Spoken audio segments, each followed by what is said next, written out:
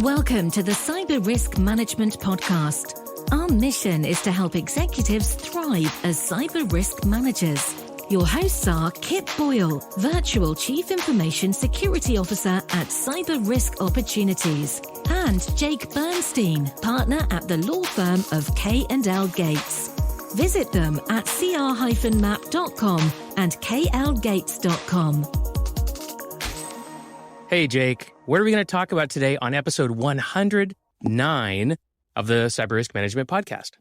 Hey, Kip. Today, we're going to talk about two things, actually. We're going to first talk about the Federal Trade Commission's action against the current and former owners of CafePress. And then we're also going to have a, well, I guess we'll see how quick it is, but an update on the False Claims Act, which we last discussed in episode 96. So, yes, this is one of those legal episodes, but hey, I think that's okay. The last few have been less legal, so let's go ahead and dive in. Yeah, we got to keep the show balanced, but I got to tell you, the legal episodes that we make that I love the most are when we apply the law to business situations, because that really helps cyber risk managers know the boundaries that, that exist so that they can provide the best advice possible to their senior decision makers. So I just think this is these are great topics, but let's get going. CafePress. All right. Isn't that the company that lets you create and purchase in great volume, like, logoed coffee cups, T-shirts, the swag that you get at conferences? Yeah, no, it is indeed. But the case really doesn't have a lot to do with the company's actual business, at least not directly. Instead, this relates to a fairly massive February 2019 data breach that the original owners of CafePress basically concealed. Now, shockingly, I know we're both shocked, the breach didn't stay secret. It was actually publicized in September of 2019. A few months later. And when regulators found out, eventually CafePress was investigated by the Federal Trade Commission, where we had a complaint and settlement filed in March of 2022. Oh, so that just happened. Relatively, yes. Yeah, the wheels of justice grind a little slowly sometimes. Okay, but what makes this worthy of a podcast episode? I mean, gosh, there's so many actions that are taken all the time. Why this one? It's a fair question. And the answer is that what makes this CafePress case interesting is that it also involves an asset transaction, which occurred about 18 months after the data breach actually was reported to have happened. And what's really interesting and why this is a podcast-worthy case is that the FTC sued both the former and current owners of CafePress. Now, this made a pretty big splash in the mergers and acquisition, or M&A, community, because normally new owners aren't held liable for actions of the purchase company that, particularly when those actions predate the acquisition by quite a fair margin in this case. Sure. At least that's what it looks like. That's why that's kind of why you buy assets, right? Is because you're hoping to leave behind anything toxic, right?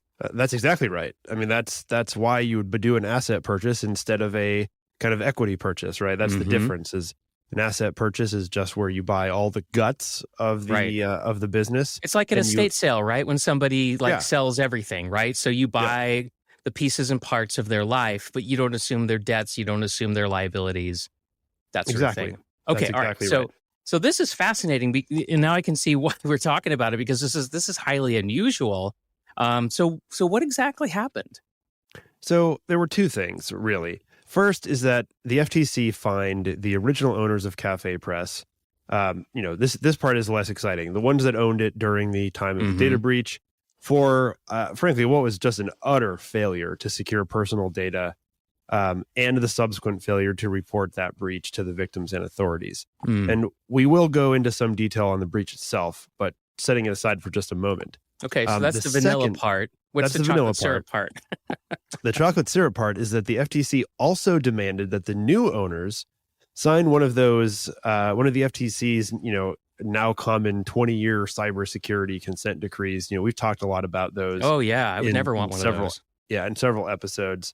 But as people do, you're probably wondering, hey, they bought the new CafePress owners bought the assets. Why did they get in trouble for this? Right. Yeah, exactly. That's what I'm wondering. This is very uncommon in my experience, although I have to, cop to the fact that I'm not an M&A expert, but this doesn't sound normal, is it?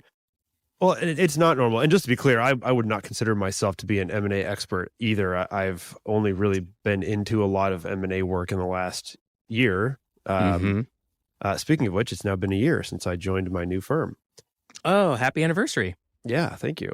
And but it's not normal.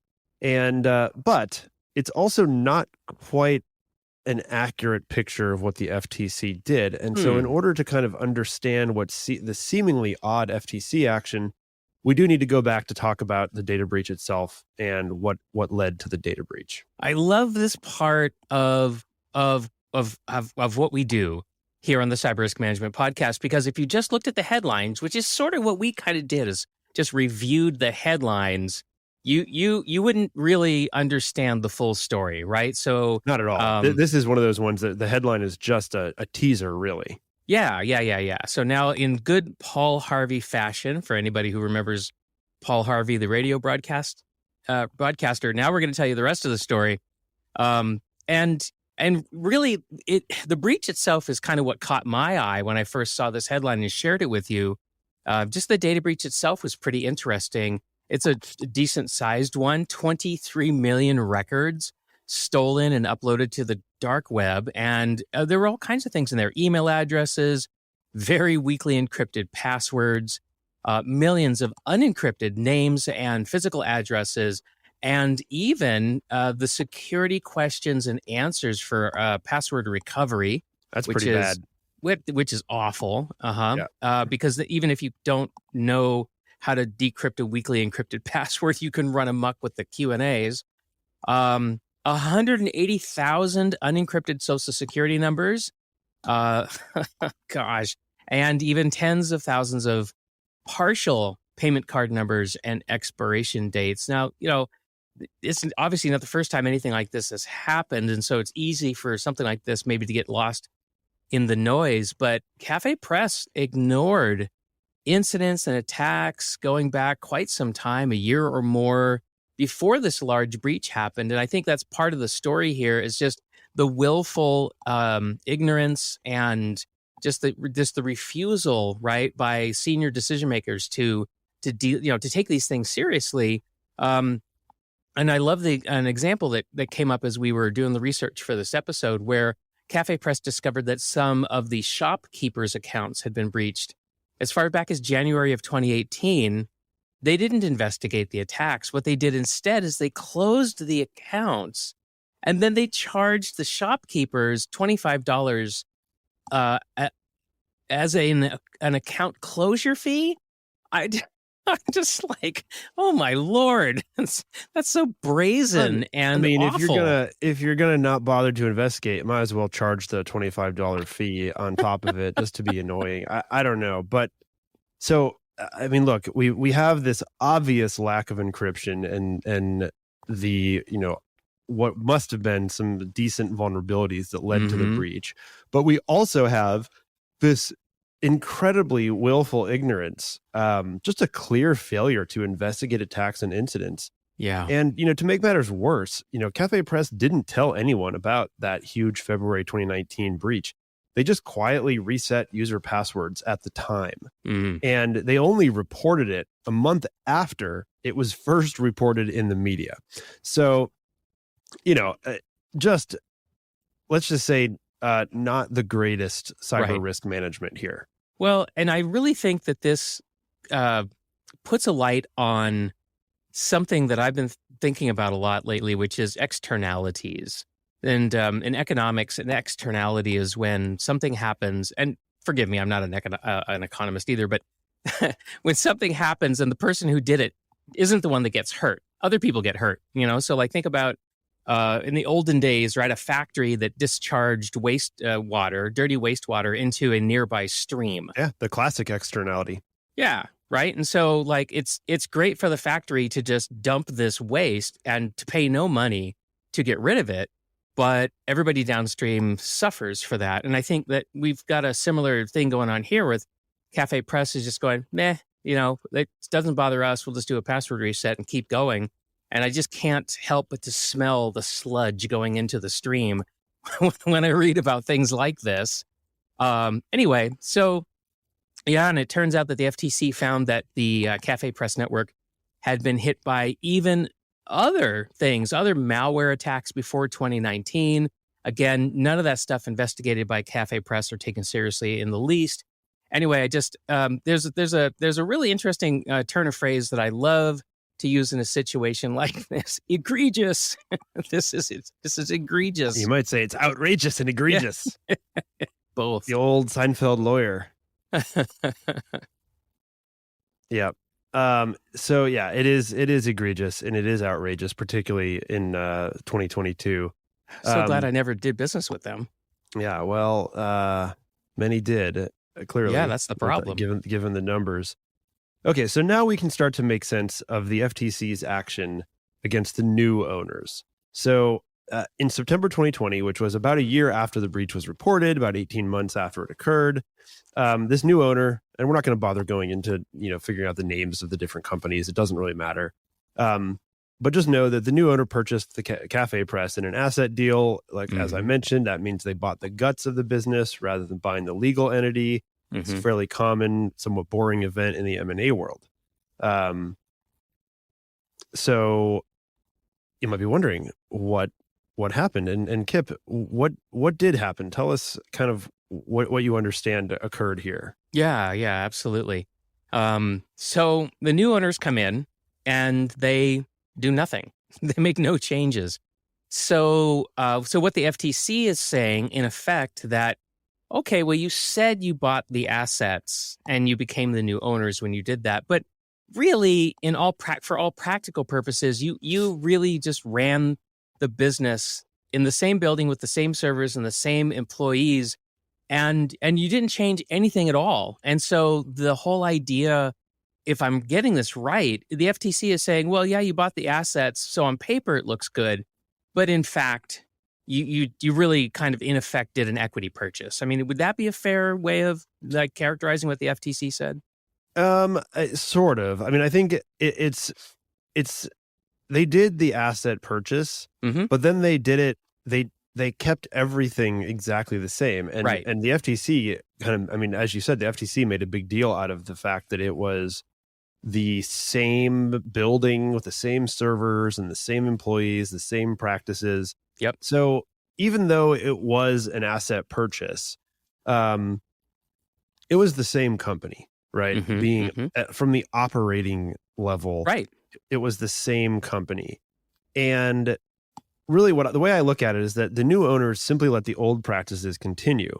And we can all agree that those practices were textbook examples of unreasonable cybersecurity. Oh yeah, that's great. I love how we got the reasonable, unreasonable aspect in here. Exactly. So this is really important to understand the FTC's actions, because even though it may have looked like the FTC was holding new owners accountable for actions of the previous owners, I think, as we know, appearances can be deceiving. And I think that once you dig into the facts, it's clear that what the FTC's settlement really does is it really holds the new owners for accountable for what they didn't do after purchasing the assets. In other words, it's holding them accountable for their own failure to act. Right. And there's an important lesson here. Yeah. Now, failure to act, and because they just kept doing things the way that they had always been done, which we know was shoddy, unreasonable cybersecurity, they could be held accountable without any reference at all to the purchase then, couldn't they? I mean, in a way, they could just be like, how do you say it? I want to get the legal term right. I don't know if I'm saying it right, but de facto, in trouble just because, or per se. Like per se unreasonable. Yes. All on their own, right? Without any reference to the prior, things. So, okay, but if you buy a company that has unreasonable cybersecurity practices and you don't change them, well, here come the regulators, right? And that's what happened here. So it's interesting. So the FTC's investigation really triggered because of a data breach that happened before the acquisition.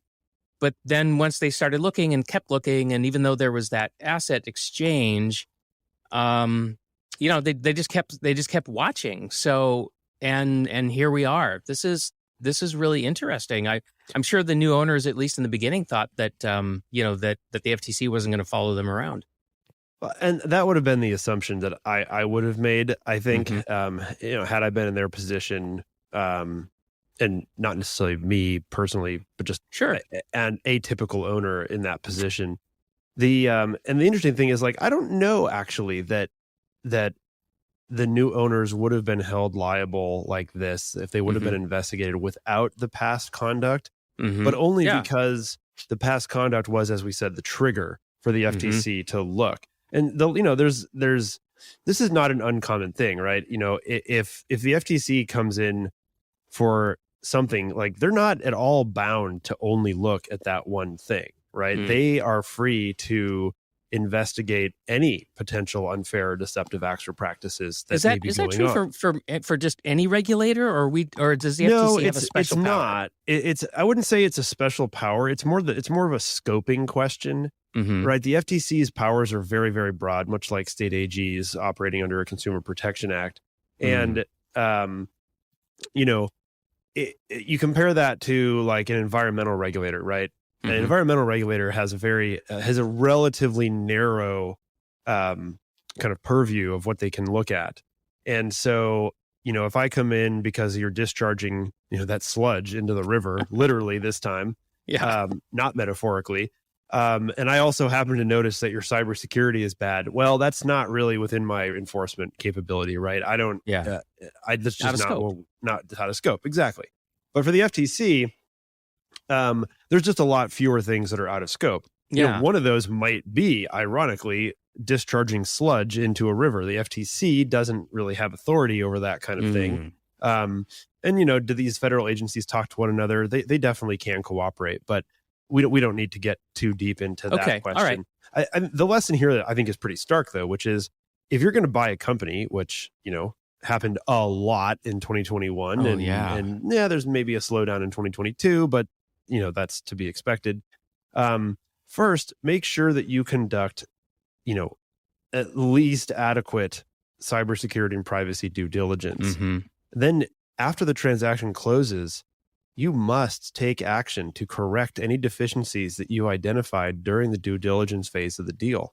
If you think about what happens in due diligence, the whole point of that phrase is to understand what has happened. So it's not like the new owners of CafePress. Well, I guess I shouldn't say that. If they didn't know, then they utterly failed their due diligence. Right. Yeah. If they did know, then what were they thinking? Correct. They utterly failed to correct. There was just no way out of this, right? Yeah. So, and I think if you don't, you run the risk of having this lurking time bomb that could go off and could become your problem pretty rapidly. So yeah. I can't help but to think about. Go ahead. I'm sorry. No, I just think that I don't think this will be the last time this happens. Yeah, probably not. But I can't help but to think about the Verizon acquisition of Yahoo a few years ago. And, that was a huge deal, right? Hundreds of millions of dollars. And when Verizon did their due diligence, they figured out that Yahoo had a similar data breach that they had covered up and so forth. But Verizon detected it in due diligence. And because of that, they actually were able to decrease the acquisition price by something like $200 million, if I remember correctly. It was a fair amount of money. Yeah, right. But I think that's a good example of a due diligence around cyber risk that actually, was done well on behalf of the acquirer, and hurt Yahoo because they concealed some stuff and ultimately penalized their investors, who also didn't know that there was this defect around unreported data breaches. But Verizon actually went ahead with the acquisition, which kind of surprised me. So, but hopefully they made the necessary corrections. But I think the story there that I just, summarized about Yahoo and Verizon, I think maybe explains why somebody who is selling isn't that interested in disclosing, or even if they're not selling. I mean, exactly. There's some level of, let's just get the deal closed and run away. It's possible. Who knows exactly what was going on there? But, well, yeah, in this case, who knows? But I can tell you, I have seen over the course of my career, plenty of management teams seriously consider and sometimes take the option of not reporting data breaches because they felt that it would diminish their reputation and the value of their firm. And so, I've seen it in action. So that's why I wonder about it. But okay, so this is great. I love this story. I'm so glad we brought this FTC action with respect to CafePress to our listeners. But there's one other thing we want to talk about before we wrap up the episode, and that's it's not an update to the False Claims Act itself, but it's a new action that uses the False Claims Act in a modern situation. And I say modern because I remember when we did that episode, there was a lot of talk about the fact that this is a law that Abraham Lincoln signed back in the day, and it now has new life in it. So, Jake, would you remind our listeners what the False Claims Act is for? Like, why did Abraham Lincoln sign that? Yeah, and just to clarify, I would say that it's never really gone away. It's a very, very important tool, and I think the best way to just think of it is it's kind of like the FTC Act, but where the government is the consumer. It's a way to protect the government from deceptive and fraudulent practices. Okay. So, but now what we're seeing is it's being applied in the cybersecurity realm. Is that what's new? Okay. Yeah. That's what's different about it. Is that the False Claims Act has been used continuously since it was signed, and really what's going on is its use is being expanded. And if you recall that episode 96, one of the reasons we did that episode was that the DOJ, Department of Justice, had announced this big intention to use the False Claims Act to go after, basically fraudulent, companies that were defrauding the government with respect to cybersecurity. And,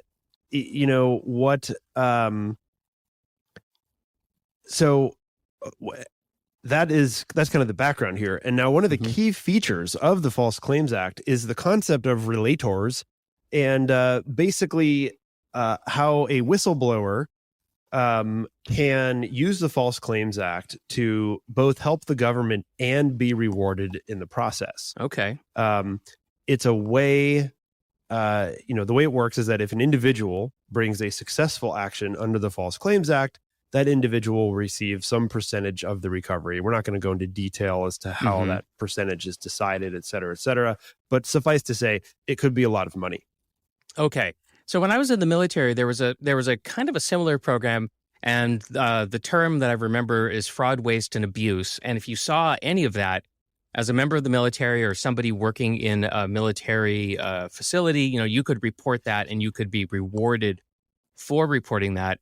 And by the way, everybody, we were not numbering our episodes before we got to about 100. So this is episode 96 we're talking about, but that was recorded about 6 months ago as we record this episode. So that was January 4th, 2022. If you want to go into your podcast, readers and go back and check out that episode. But okay. So, but the bottom line here is False Claims Act encourages people to step forward and make sure that the government knows that, hey, it's being defrauded.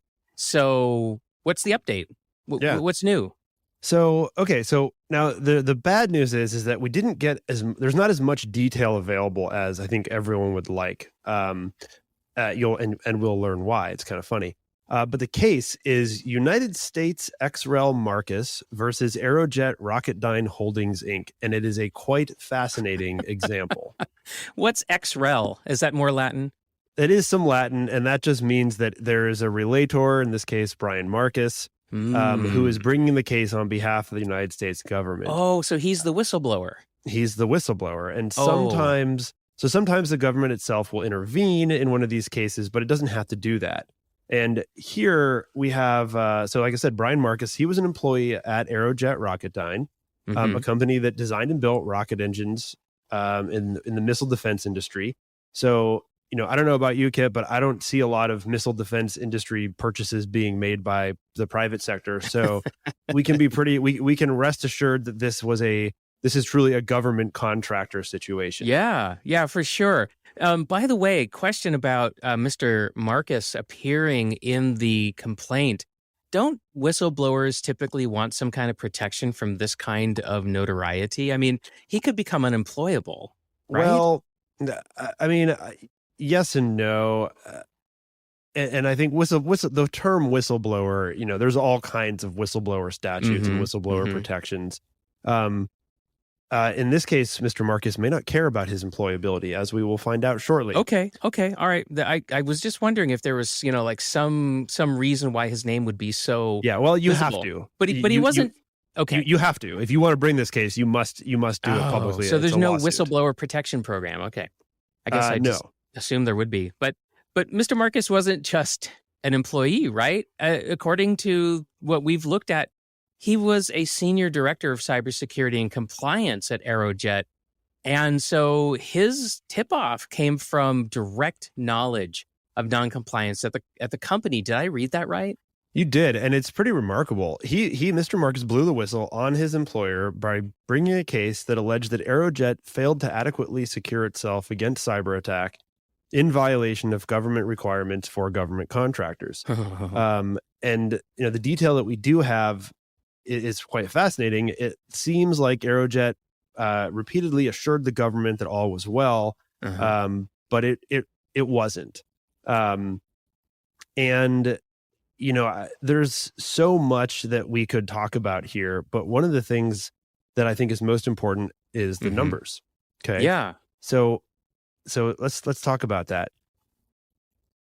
There's a whole bunch of kind of legal, what I would call motions practice that we could talk about. A case typically has to survive what's called a motion to dismiss. Then the case oftentimes may have to survive a motion for summary judgment. And only after you survive these two things do you potentially get to go to trial. Okay. Well, Mr. Marcus's case did survive both motion to dismiss and a summary judgment issue or a summary judgment hearing on the issue of causation. This one's pretty interesting. The court ruled against the defendants.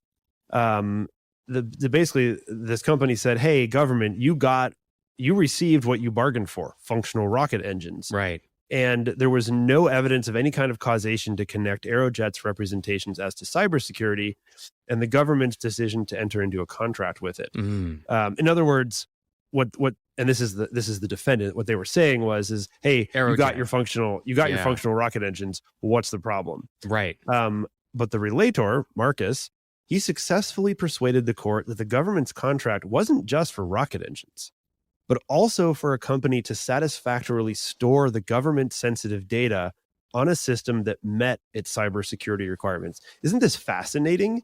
Oh my gosh. I mean, think about this. Yeah. There was nothing at all wrong with the rocket engines. Right. The false claim was completely about the failure to adequately secure government data. Wow. Yeah. Geez, this is cool. So when we did our episode on the False Claims Act, this is exactly what we talked about. This is what they wanted to see.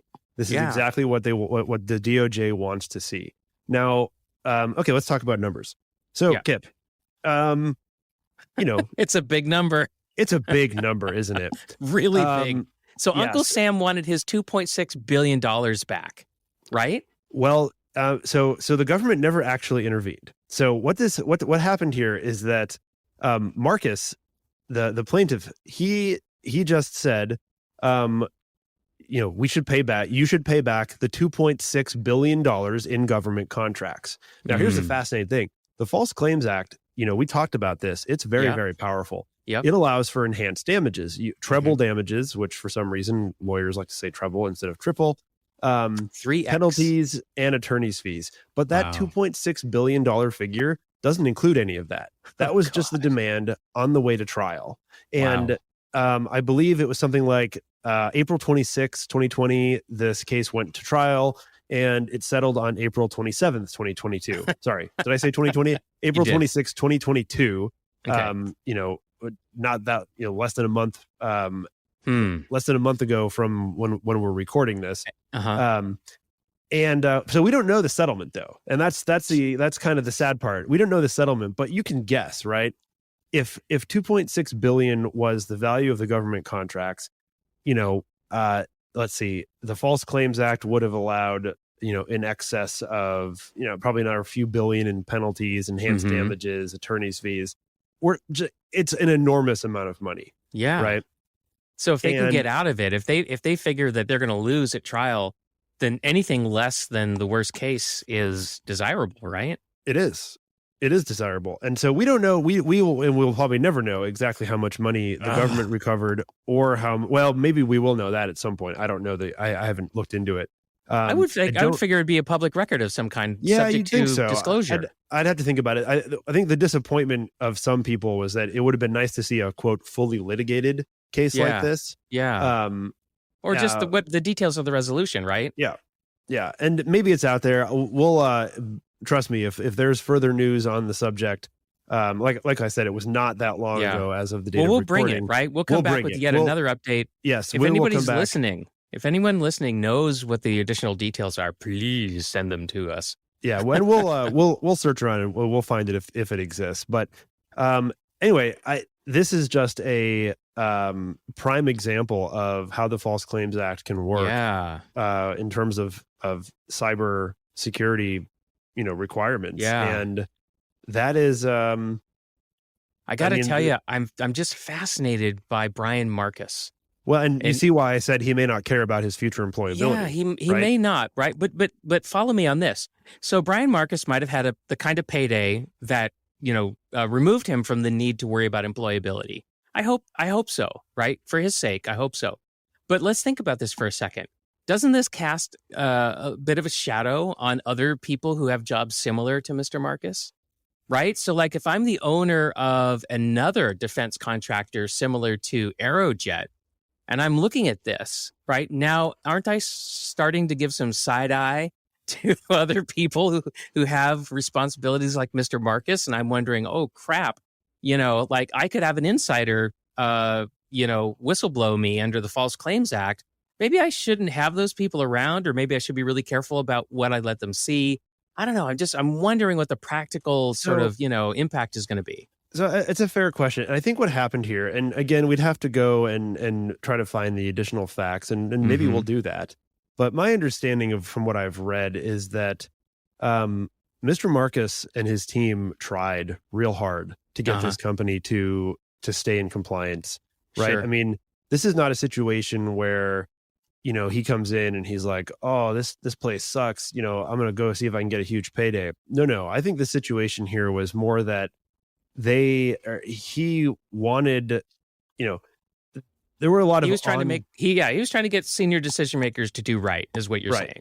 That's, I guess that is what I'm saying. That's what I'm trying to say. And I think that, to your point, to me, what this is, if you're a senior decision maker and your senior cybersecurity and compliance officers are coming to you saying, we need to do more, we have to, I need the budget to fix this, you should understand that the False Claims Act is lurking, right? Yeah. If you are just completely uninterested in complying with these government requirements, not only could your employees decide to blow the whistle, but you could lose everything.